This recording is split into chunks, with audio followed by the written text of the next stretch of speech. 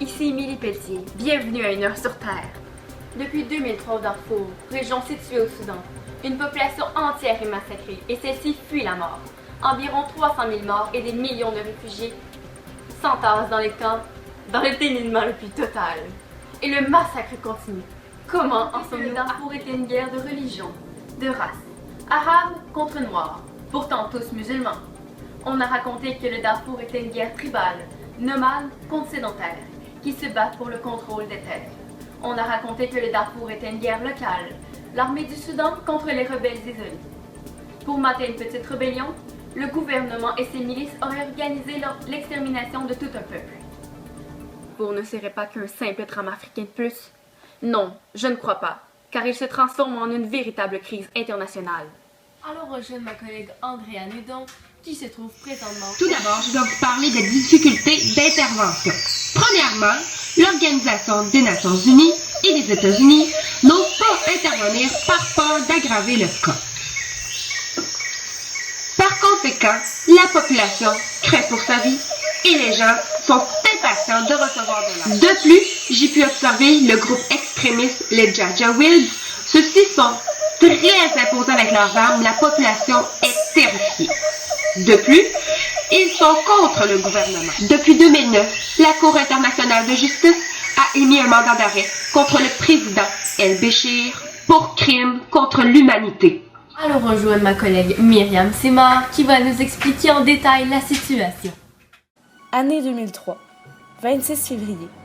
Chute du chef-lieu de Goulou du Darfour Nord aux mains des rebelles du Front de libération du Darfour.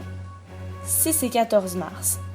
Deux mouvements de rebelles, le Mouvement pour la justice et l'égalité et le Mouvement armé de libération du Soudan, anciennement appelé Front de libération du Darfour, réclament une répartition équitable du pouvoir et des richesses du Soudan.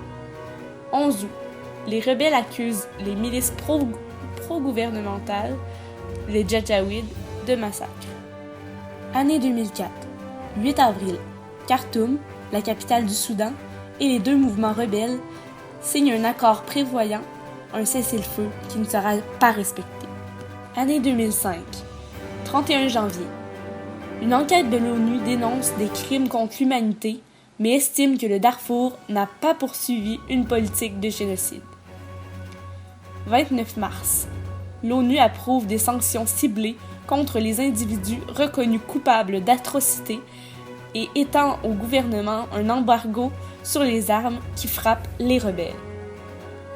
31 juillet. L'ONU approuve l'envoi d'une force hybride, la MINUAD. Son déploiement rencontre des difficultés et seuls 15 000 soldats et policiers sur un total de 26 000 prévus sont sur le terrain. 29 septembre. 12 membres de la force africaine sont tués au Darfour lors d'une attaque des plus meurtrières. Année 2008. 28 janvier. Feu vert de Bruxelles à l'envoi d'une force européenne au Tchad et en Centrafrique pour protéger les réfugiés soudanais du Darfour et les déplacés tchadiens et centrafricains. 10 mai. Attaque sans précédent des fours contre Omdurman, ville voisine de Khartoum, plus de 220 morts. 8 juillet.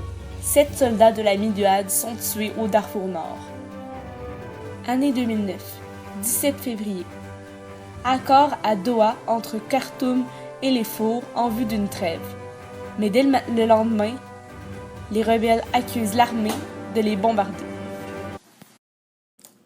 J'ai traversé la frontière du Tchad pour aller dans un camp de réfugiés. Lors de mon périple, j'ai marché plus de 50 kilomètres et j'ai perdu 4 de mes enfants lors d'un bombardement. Personne ne m'est venu en aide jusqu'à maintenant. C'est très long. Je suis en accord avec le fait que le nombre de morts a diminué avec les interventions du MINUAD, mais ce n'est pas suffisant. Les travailleurs ne sont pas assez nombreux pour tous nous venir en aide. Ces interventions s'éternisent et, si vous voulez mon avis, ce n'est pas assez efficace. Pour conclure, le conflit au Darfour engendre d'innombrables conséquences et continue encore et encore de causer des dommages. Merci d'avoir été à l'écoute à 1 heure sur Terre et retrouvons-nous demain soir à la même heure.